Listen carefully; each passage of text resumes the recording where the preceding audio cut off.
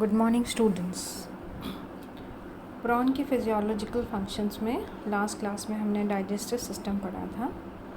आज हम प्रॉन में लोकोमोशन या गमन की क्रिया किस प्रकार से होती है और प्रॉन में पाए जाने वाले संवेदी अंग या सेंसरी ऑर्गन्स के बारे में अध्ययन करेंगे। लोकोमोशन या गमन की क्रिया के लिए प्रॉन में दो प्रकार के उपांग पाए जाते हैं।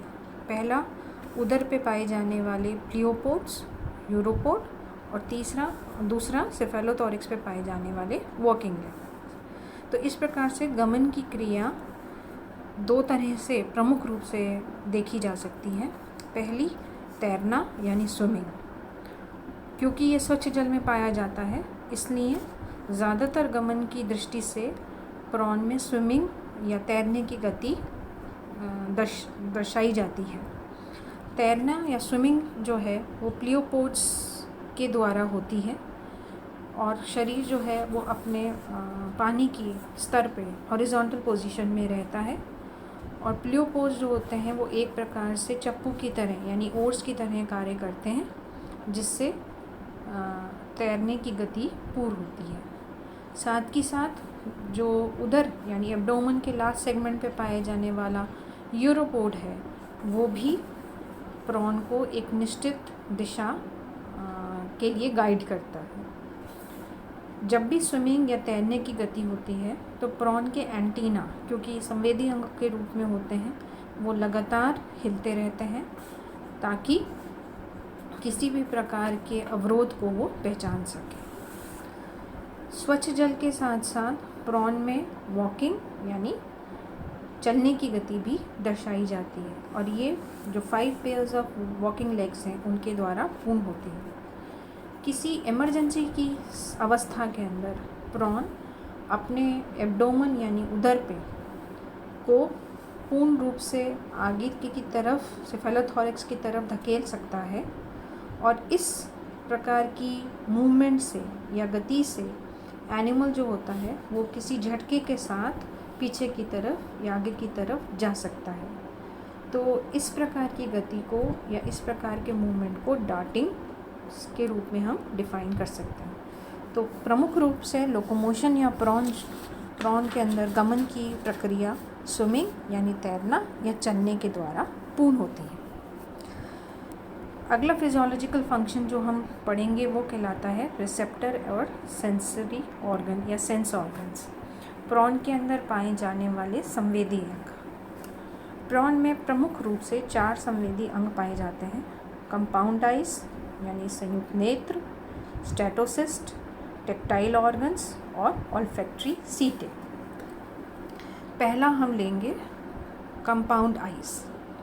कंपाउंड आइज, कंपाउंड का मतलब संयुक्त, सिंपल आइज और कंपाउंड आइज, इन 6 में भी इस प्रकार की डेफिनेशन पहले पढ़ी गई है।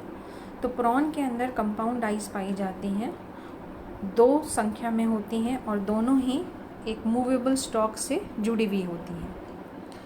कंपाउंड आई, जैसा कि शब्द से पता चल रहा है, वो अनेकों छोटी यूनिट की बनी हुई होती है और सबसे छोटी इकाई जो मिल के कंपाउंड आई की संरचना का निर्माण कर रही है वो कहलाती है, या उस संरचना को हम कहते हैं ओमाटिडिया।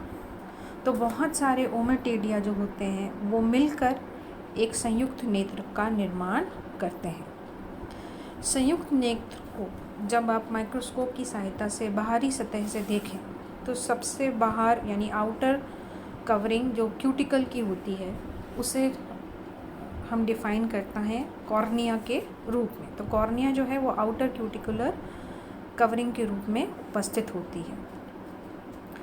पूरी कॉर्निया या आउटर कवरिंग जो होती है वो बहुत सारे स्क्वायर फेसेट्स का मतलब होता है, अगर बाहरी सतह से देखें तो चौखाने के रूप में पूरी कॉर्निया डिवाइडेड होती है और हर फेसेट जो होता है यानी हर एक चकोर खाना एक सिंगल ओमाटिडिया को दर्शाता है। आप नेक्स्ट शीट पे ये जो डायग्राम है इसके द्वारा हम इसको डिस्क्राइब कर सकते हैं। जो ऊपर का डायग्राम है वो कंपाउंड आई को दर्शा रहा है और इस कंपाउंड आई में आप देखें कि नीचे की तरफ, जैसे कि डायग्राम में दिख रहा है, ऑप्टिक नर्व डिफाइंड है और उसके ऊपर अनेकों, जो सिरे पे बहुत अनेकों जो छोटी छोटी यूनिट्स दिख रही हैं, इस प्रकार से देखिए, वो कहलाती है ओमेटिडियम। तो ओमेटिडियम एक सिंगल संरचना है या एक यूनिट है आँख की, और बहुत सारी मिलके कंपाउंड आई का निर्माण करती है। अब इस नीचे के डायग्राम में देखें, जैसे कि आपको समझ में आ रहा है इस डायग्राम के द्वारा, ये जो लंबा एलोंगेटेड स्ट्रक्चर है ये सिंगल ओमेटिडियम को दर्शा रहा है इस प्रकार से। तो हर सिंगल ओमेटिडियम में ऊपर की जो लेयर होती है वो कॉर्निया कहलाती है। अगर हम इस तरीके से डिस्क्राइब करें तो ये कॉर्निया है जो कि ऊपर की लेयर है। हर कॉर्निया जो होती है, क्योंकि स्क्वायर फैसेट के रूप में होती है, देखें आप इस तरह से, और हर फैसेट जो है वो सिंगल ओमेटिडियम को दर्शाती है। कॉर्निया के ठीक नीचे कॉर्निजियन सेल्स होती हैं, और कॉर्निजियन सेल्स जो होती हैं वो एपिडर्मिस यानी एपिडर्मल ओरिजिन की होती हैं, और इनकी विशेषता ये होती है कि ये नए कॉर्निया को निर्माण कर सकती हैं। जब भी प्रॉन के अंदर मोल्टिंग की प्रक्रिया होती है, मोल्टिंग क्या होगी, डेवलपमेंटल स्टेजेस के अंदर वो क्यूटिकल लाइनिंग को शेड करके नए क्यूटिकल का निर्माण करने की प्रक्रिया को मोल्टिंग कहते हैं। तो जब भी मोल्टिंग की प्रक्रिया होती है, क्योंकि ये एपिडर्मिस से बनी हुई है, तो ये पुरानी एपिडर्मल ओरिजिन कॉर्निजियन सेल जो है वो हटकर वो नए कॉर्निया का निर्माण कर सकती है। तो यहाँ पे दो इम्पॉर्टेंट पॉइंट्स हैं जो हमें याद रखने हैं। पहला कि किसी भी संयुक्त नेत्र की जो सिंगल संरचनात्मक इकाई है जिसके द्वारा देखने की प्रक्रिया प्रारंभ होती है वो कहलाता है ओमेटिडियम।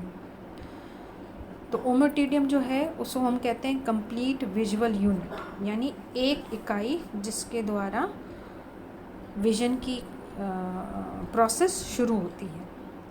दूसरी, इस ओमेटिडियम के अंदर पहली संरचना जो बनती है वो कॉर्निजियन सेल की होती है जिससे कॉर्निया का निर्माण हो रहा है, और हर कॉर्निजियन सेल के नीचे 4 लंबी कोन सेल्स पाई जाती हैं जो कि रिफ्रैक्टिव क्रिस्टलाइन कोन का निर्माण करती हैं। अब इसको आप इस डायग्राम के माध्यम से देख सकते हैं कि ये क्रिस्टलाइन कोन ये इस प्रकार से हर कॉर्निया के नीचे या कॉर्निजियन सेल के नीचे, ये कॉर्निजियन सेल है, इस कॉर्निजियन सेल के नीचे ये 4 कोन सेल्स होती हैं, वो मिलके 4 कोन सेल्स क्रिस्टलाइन कोन का निर्माण करती हैं इस प्रकार से। ठीक, अब ये क्रिस्टलाइन कोन्स जो होते हैं वो आगे चलकर पिगमेंट शीथ से ढके हुए होते हैं। तो हर ओमेटिडिया के अंदर स्पिंडल शेप स्ट्रेटिफाइड स्ट्रक्चर होता है जिसे हम कहते हैं रैब्डोम। ये रैब्डोम जो होता है वो 7 एलोंगेटेड रेटिनुलर सेल्स से बनता है, और ये सारी मिलकर जिस संरचना का निर्माण करती हैं वो कहलाती है रेटिन्यूला। अगर हम वापस डायग्राम की तरफ जाएं तो इस प्रकार से, जहां मैं अंडरलाइन कर रही हूँ, ये हैं रेटिनल सेल्स। तो पहली तो हो गई कॉर्निजियन सेल जो कि क्रिस्टलाइन कोन का निर्माण कर रही हैं। दूसरी रेटिन्यूलर सेल्स जो आगे चल के रैब्डोम का निर्माण करती हैं। रेटिन्यूलर सेल की विशेषता ये होती है कि ये एक पिगमेंट बनाती हैं जिसका नाम ग्वानिन है, और इसकी प्रॉपर्टी मेलानिन पिगमेंट के अनुसार ही होती है। ऑप्टिक नर्व्स ब्रेक होकर रेटिनुलर सेल्स के अंदर एम्बेडेड होती हैं ताकि उनके संवेदन जो हैं वो आगे ब्रेन तक जा सकते हैं। तो इस प्रकार से हर ओमेटिडियम जो होता है उसके अंदर कॉर्निया यानी कॉर्निजियन सेल के साथ कोन सेल्स और कोन सेल्स के साथ रैब्डोम या रेटिनल सेल्स की स्ट्रक्चर हम आसानी से आइडेंटिफाई कर सकते हैं। हर ओमेटिडियम दूसरे ओमेटिडियम से क्रोमेटोफोर या पिगमेंट सेल से सेपरेटेड होता है, यानी अलग होता है। और ये क्रोमेटोफोर दो ग्रुप्स या दो प्रकार से होते हैं। डिस्टल यानी दूरस्थ दिशा पे जो लेंस और कोन सेल्स हैं वो बनाते हैं आइरिस शीट। और प्रॉक्सिमल का मतलब जो नर्वल एंड पे या बेसल मेम्ब्रेन से होते हैं वो बनाते हैं रेटिनल शीट। ये रेटिनल शीट जो होती हैं वो डे में यानी ब्राइट लाइट में भी एक्सटेंडेड रूप में अवस्था में दिखाई देते हैं, और रात में यानी वीक लाइट में रिट्रैक्टिव यानी सिकुड़े अवस्था में दिखाई देते हैं। तो वापस अगर हम डायग्राम पे देखें तो क्रोमेटोफोर्स जो होती हैं वो इस प्रकार से, जहाँ हमने अंडरलाइन किया है, आइरिस शीट का निर्माण करते हैं और दूसरी रेटिनल पिगमेंट शीट का निर्माण करते हैं। तो इस प्रकार से हर ओमेटिडियम जो होती है वो अपने आप में एक छोटी विजन की इकाई का निर्माण कर रही है। प्रॉन के अंदर क्योंकि संयुक्त नेत्र हैं तो विजन दो प्रकार का होता है, मोज़ैक और सुपर इम्पोज्ड। मोज़ैक का मतलब होता है छोटे छोटी इमेजेस से मिलकर एक बड़ी इमेज का निर्माण होना, यानी जब भी मोज़ैक विजन का होगा वो हमेशा ब्राइट लाइट यानी दिन के समय, जब सूरज की रोशनी अधिक है, ब्राइट लाइट है, दिन का समय है, तब मोज़ैक विजन का उपयोग होता है। और मोज़ैक विजन के अंदर जो पिगमेंट शीट होती है उसमें जो रेस या सूर्य की किरण या ऑब्जेक्ट, जिस भी ऑब्जेक्ट को देख रहे हैं उसकी जो इमेजिंग है वो छोटे पार्ट्स के अंदर मिलकर बहुत सारी इमेजेस बन जाती हैं। तो एक ही ऑब्जेक्ट के अलग अलग पार्ट्स की इमेज अलग अलग बन के एक बड़ी इमेज बनती है, जिसे हम कहते हैं ऑपोजिशन इमेज। और ऑपोजिशन इमेज बनाने के लिए हर ओमेटिडिया जो होती है वो उस ऑब्जेक्ट से यानी रैब्डोम के द्वारा इमेज फॉर्मेशन करती है। सुपर इम्पोज्ड विजन दूसरे प्रकार का विजन होता है, यानी रात के समय प्रॉन के अंदर जो विजन या देखने का प्रकार होता है उसमें पिगमेंट शीट एक्सटेंड नहीं होती है बल्कि रिट्रैक्ट हो जाती है, यानी सिकुड़ जाती है। सिकुड़ने की वजह से सारे ओमेटिडिया खुलते नहीं हैं, एक दूसरे के ऊपर ओवरलैप हो जाते हैं। और ऐसे प्रकार की इमेज के लिए हर रे जो होती है वो रिफ्रैक्ट होकर अगली ओमेटिडिया पे जाती है और ओवरलैपिंग यानी एक के ऊपर एक इमेज ढकती चली जाती है। और इस प्रकार की इमेज जो बनती है वो बहुत अधिक क्लियर नहीं होती। तो कंपाउंड आइज़ जो होती हैं उसमें क्लियर शार्प इमेज जो होता है वो मोज़ैक विजन के द्वारा पूर्ण होता है। दूसरा संवेदी अंग जो प्रॉन में पाया जाता है वो होता है स्टेटोसिस्ट। स्टेटोसिस्ट बैलेंसिंग ऑर्गन के रूप में होते हैं, हर एंटीन्यूल के आधार पे पाए जाते हैं, यानी हर एंटीन्यूल का जो प्रीकॉक्सा की कैविटी है उसके अंदर ये स्टेटोसिस्ट उपस्थित होते हैं। अगर हम स्टेटोसिस्ट के डायग्राम से इसको देखें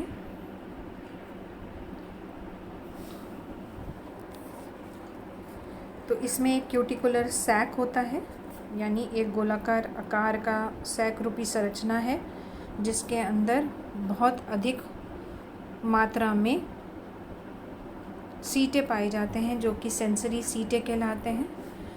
सेंसरी सीटें एक ओवल रिंग के रूप में उपस्थित होते हैं और जिसके अंदर बहुत छोटे छोटे सैंड ग्रेन्स यानी मिट्टी के कण पाए जाते हैं जो उसके मूवमेंट में यानी प्रॉन के बैलेंसिंग और को करने में सहायता प्रदान करते हैं। हर स्टेटोसिस्ट के साथ एक एंटीनली नर्व जुड़ी हुई होती है जो कि उसको बैलेंस करने में सहायता प्रदान करती है। फिर आते हैं tactile sensory organ. Tactile sensory organ जो हैं वो हर उपांग की मार्जिन पे पाए जाते हैं, लेकिन प्लियोपोड्स और एंटेना पे प्रमुख रूप से पाए जाते हैं। टेक्टाइल सेंस ऑर्गन क्योंकि छूने से सेंसरी या जो संवेदी अंग के रूप में उपस्थित होते हैं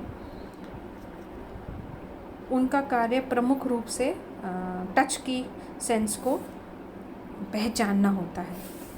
और टेक्टाइल सीटें का आधार शेफ्ट कहलाता है जो हॉलो होता है, और इस शेफ्ट से एक टेपरिंग ब्लेड के रूप में बार्ब्स उपस्थित होते हैं। और आखिरी सेंसरी ऑर्गन कहलाता है olfactory sensory organ. Olfactory sensory organ सूंघने की क्षमता को दर्शाता है, और ये ज़्यादातर एंटीन्यूल के पे लोकेटेड होते हैं।